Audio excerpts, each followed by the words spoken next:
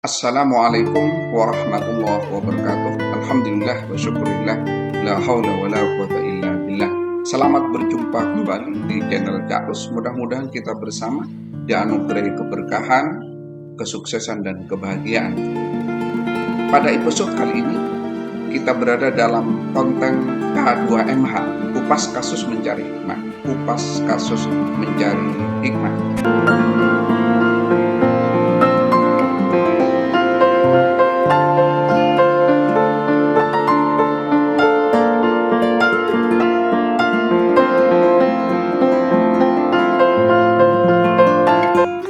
Pada episode kali ini kita akan berbicara tentang sesuatu yang sangat mengerikan yang dilakukan oleh pembuat kaos, yang dilakukan dengan cara-cara tidak higienis, bahannya busuk, kemudian dilakukan dengan cara-cara yang sama sekali melanggar kode etik kesehatan, dan kemudian dicampur urop yang bisa menyebabkan fatal bagi manusia. Terima kasih kepada tim SCTV, tim Buser SCTV yang telah menayangkan dan mengulas ini sehingga kita bisa mencari hikmah dari tayangan berikut.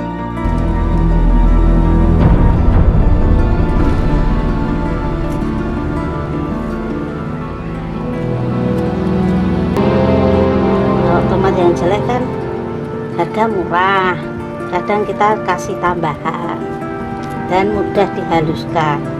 Tomat itu hanya untuk bau. Ya, Tapi kan pepaya baunya tajam juga. oh itu nanti ada campuran lain mas. Oh ada bu ya. Bau, ya. Habis ini kita injak mas. Injak. Ya, biar untuk menghaluskan. Kakinya ibu nggak jadi kaki dulu bu. Enggak, langsung aja. Kotor kan bu kaki ibu. Orang kan nggak tahu mas. Kalau pakai blender bu, Apa mas? Enggak punya mas. Yang ini yang lebih cepat mas. Biar lebih cepat. Begini kan lebih cepat mas. Kalau blender kelamaan.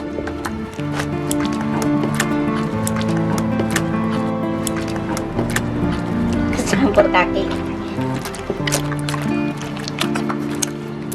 Ya nambah vitamin mas. Vitamin E. vitamin E apa bu? Ya itu kan kaki kan E mas. Oh gitu eh. Ayo pak, gantian pak, pegel nih pak.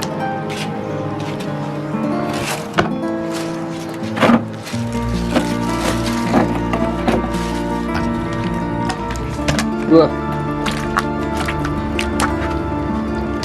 Suami istri sama nggak pakai cuci kaki dulu nih ya? Ntar pak, kalau nyucinya kalau sudah selesai, Kakinya kan kotor tadi nggak pakai sendal. ya nanti kan kalau cuci kan bersih pak. Tapi seenggaknya ini kan nggak higienis ini. Ada rasa yang berbeda kadang. Apa bu? Ya karena mungkin itu buahnya apa terlalu. Oh bukan kakinya buat senjak apa gitu bu? Oh, bukan. Kali bu kakinya buat senjak apa gitu bu? Senjak oli Ya, gitu. Enggak, mungkin karena vitamin kaki kurang jadi rasa Vitamin kurang. kaki. Nah kalau satu bungkusnya 5.000 biasanya. Iya. Kalau satu orang biasanya ya 3, mungkin ada yang 4, ada yang 5. Nggak mesti mas. Mas tapi kalau kayak gini mas suruh makan mau mas? Oh kalau sausnya enggak sama. Ini udah busuk-busuk kayak gini mas ya? Iya. Berarti kan nih tomat ini udah nggak layak dimakan nih mas? Iya. Tapi kan nanti yang busuk ini kita bersihkan lah mas. Nanti kan kita ambil yang bagus-bagus ini. Cuman kan kalau sudah gini, kalau di pasar kan sudah nggak laku mas. Nggak laku ya? Nggak laku, harganya kan murah. Utangan pada hitam bekas apa itu? Tadi ngecat mas. Ya jadi ini tinggal kasih pengawet sama campuran tepung untuk pengentalan. Ini burak mas untuk pengawet biar awet. Kan udah nggak boleh juga nih bu sama pemerintah borak nih bu. Iya tapi kalau nggak pakai ini saya bisa bangkrut mas. tepung Untuk apa, Bu? untuk pengentalan.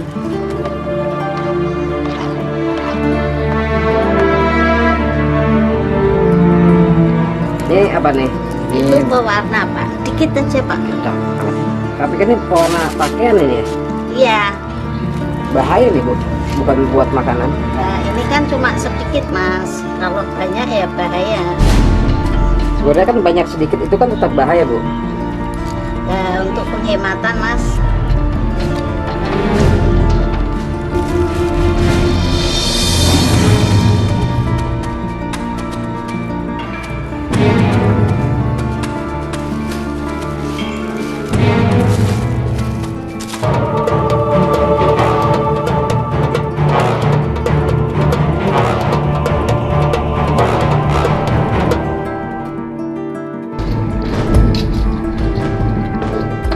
Malam harinya, kami datangi warung kopi tempat saus tomat abal-abal ini didistribusikan. Pelanggan tanpa sadar menikmati saus rasa kaki ini.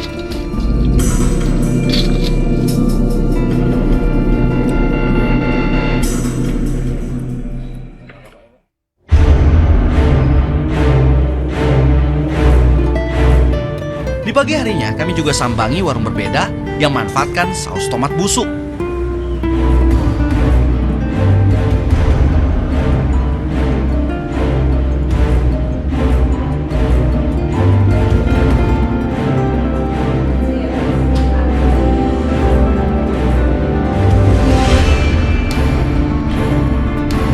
Kami bawa saus tomat busuk ini ke laboratorium.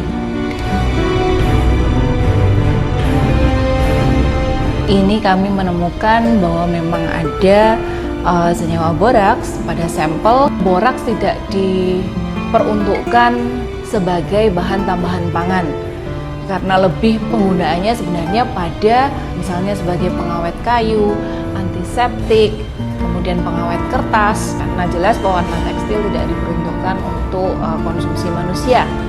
Mengapa ya? Karena adanya bahan-bahan yang berbahaya seperti logam berat, timbal, arsenik yang biasanya dijadikan tambahan di dalam pewarna-warna sintetik tersebut.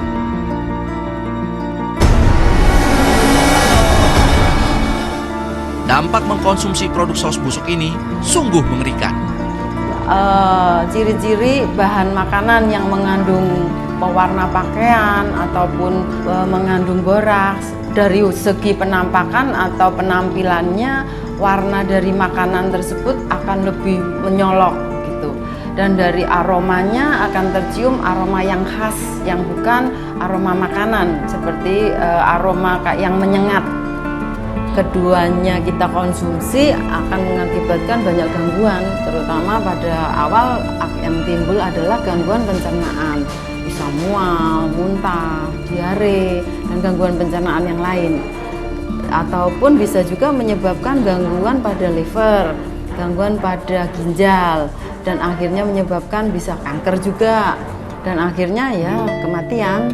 Setelah kita melihat, mendengar, dan menyaksikan sendiri apa yang dilakukan pedagang caos yang menggunakan bahan yang busuk, dilakukan dengan cara-cara yang tidak higienis, dan dicampur dengan sesuatu yang membahayakan bagi kesehatan manusia, mari kita mencari hikmahnya.